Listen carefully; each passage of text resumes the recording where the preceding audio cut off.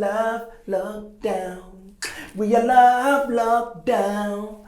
We are love, lockdown.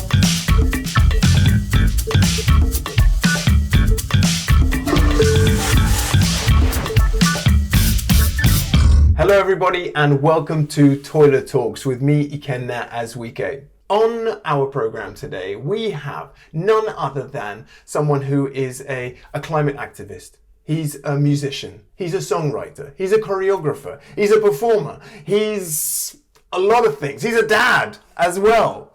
He is one of the biggest stars in Ghana and he is the self-proclaimed, maybe, king of rap from Ghana. His name is Okyeame Kwame. Okyeame, hello. Yes, hi. Got cut off. Hello? Okay, perfect. Yes. You've given so many interviews, but I'm hoping this is your very first interview on a toilet. Is that the case? Ever. This is my only interview on a toilet. And how do you feel about that? It feels great, honestly, because I love the toilet. You do? Yes, I do, because I love the toilet. But I'm an Ashanti man. So for an Ashanti man, we don't even say toilet. We have a word for it in our language, but it has 1 million euphemisms. So how will people react if they know you're doing this right now? Oh no, they are going to be happy because they know we are having this conversation for climate change. And they also understand that times are changing. Now the world has gone to a place where one of the reasons why we have climate change is because we have not taken a good observation at toilet. It's an amazing resource. It is organic manure. It is energy for electricity. It is a lot of things. We can learn so much from it. Bill Gates is getting 100% good drinking water back from toilet. I won't drink that yet. But the toilet is an amazing resource. But I say I love the toilet because whenever I go to the toilet in my house, I tell my family members that I'm visiting my ancestors. You're visiting your ancestors? One great place, yes, that you can sit down and reflect and meditate and, be by yourself with yourself. So is the toilet the place that you go to for creative inspiration as well? If I answered yes to that question, people would think that my creativity is No, yeah. But what is to gain then, do you think, from breaking the taboo and making the toilet part of just acceptable conversation? This is a very interesting question. So my son is very interested in science. He said he was going to be a scientist when he was 7. We think other people's toilets are nasty. Therefore, it is more about the other people than it is about us. So if he is going to be a scientist, he must not find the toilet nasty because there's a lot of energy in the toilet. We need to be able to understand the toilet enough so that we can scientifically get whatever we need from the toilet. Because we don't understand it, we just put it in a truck and go and put it in the sea, which is still causing climate change issues. So I think that the idea of revisiting the toilet and bringing it back into pop culture is very essential for today's changing trends and technology. That's one thing that puts all of us together. We all go to the toilet and therefore none is higher than the other. Do you feel a responsibility as an artist to get vocal about climate issues, about social engagement, civic engagement? The reason why I became very passionate about climate and water and work for water aid, work with the World Bank, is because I was fortunate enough to visit 52 communities in the Brunhafo region, part of the northern region and the western region with an organization called Solidaridad. And we went to meet the effects of climate change. People do not have toilets. People do not have water to drink. The streams, they fetch their waters from the streams and use the same streams to farm both plant farming and animal farming. And the same stream, 100 yards away from where the people are drinking, is an illegal mining spot called Galamsey. So people put all sorts of chemicals, urinate, defecate into these waters so that 1 mile away from where they stand, that is the livelihood of another people. So that is what touched my life. That is what touched me. So for example, because of climate change and water security and food security and humanity, I am vegan. I've gone totally vegan. Because I don't think that, I don't think that... There cannot be many Ghanaian men who are vegans. Or Ghanaians full stop who are vegans. You must be in the minority. Yes, but that is the sacrifice I am willing to make. But apart from the fact that it will reduce the number of cows drinking the same water as humans, what it also does is that I feel healthy, I feel stronger, and I feel more morally upright to speak up. In Toilet Talks, we also give our guests the opportunity to share a big insight, something that has affected their life or their outlook on life. Tell me, what is your insight? I think that the conversation on climate change, water and food security goes beyond just 1, political power play, 2, scientific statistics, or formal education. I think it is an issue of morality and spirituality.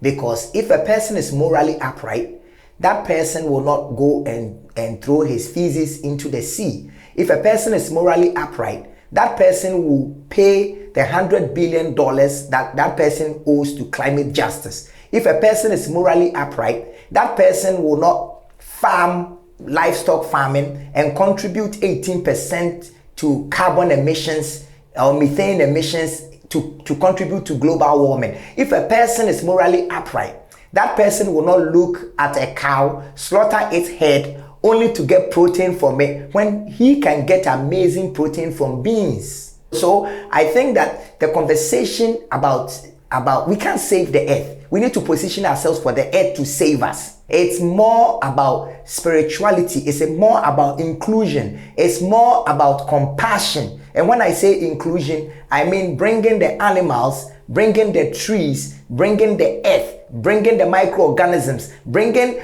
human beings at a level where all of us see ourselves in the ecosystem of supporting each other so that we survive. And I think this is where the conversation should be, and it must start at homes, from parents to children. Wow, I think that, it's an incredible insight that you've shared. How do you make a difference then?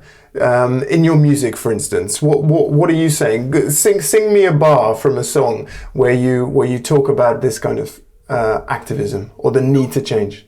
So I'll give you the lyrics and then I will sing it as well. So I'm going to wear my glasses. Okay. It says, to fight an enemy is exhausting, especially when the enemy is within, it is disheartening. But when the enemy is you, it is depressing. Man is strange. Man is strange. In fact, you and I are strange. We live on nature. We are in nature. For real, we are the nature, and yet we hate our nature. Are we deranged? We know that trees are source of life, and yet we cut it off and pray for life. And when we are sick, we ask, what's the source of our strife? We burn bushes, rubber, seas, poison the seas and the gases. Will it ever cease? Until the dollar ceases to be the only important thing that man sees, man and nature will never be at peace. Man is on the ruin, showing its intelligence or the absence of its intel on the emergencies. We are doing our worst and now nature is suing. Oh, Chema, this is amazing. This is epic. I think more songs should be made, more movies should be made. I think that climate finance should go into the arts. Some part of it should go into the arts and advocacy. Why do I say that? Because they say that science complicates art and art simplifies science. So once we can put all these conversations in songs and get people to feel 3 things: vibrations, sounds, and sights. Do a music video that touches and words that vibrate and sounds that are inspiring. I think that the conversation will come up a little louder and not wait until a COP before the whole world will rise again. So I think that all of us have roles to play. For example, in Africa, our chiefs, who are the owners of the land, they are the ones responsible for the land tenure system that affects that affects farming so much. Yes. I think that they need to also come alive and see that it is much more precious to have peace than to own a piece of land.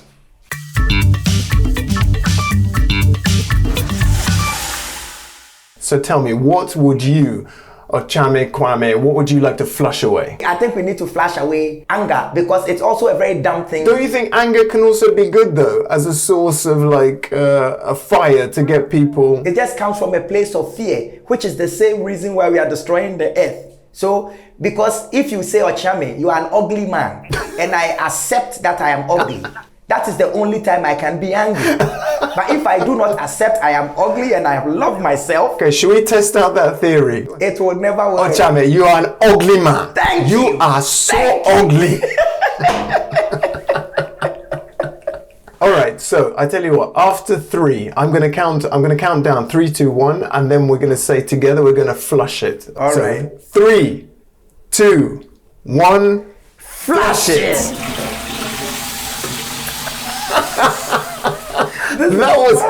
I think that was the most passionate flush it I have heard in the entire Toilet Talk series.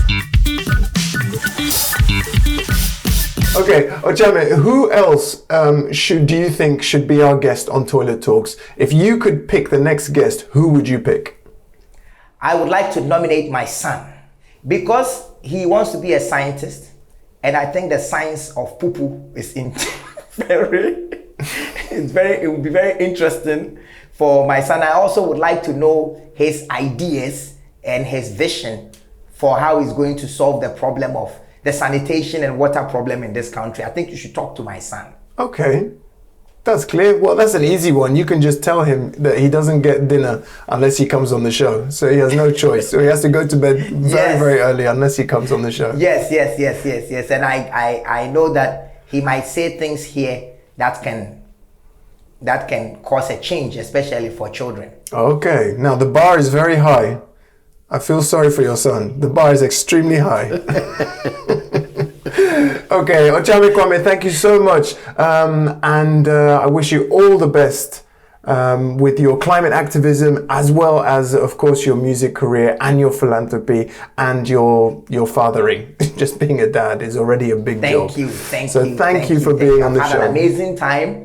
I've had an amazing time, and I'm always here to extend the conversation on making sure that in 50 years, human beings don't fight over water and food.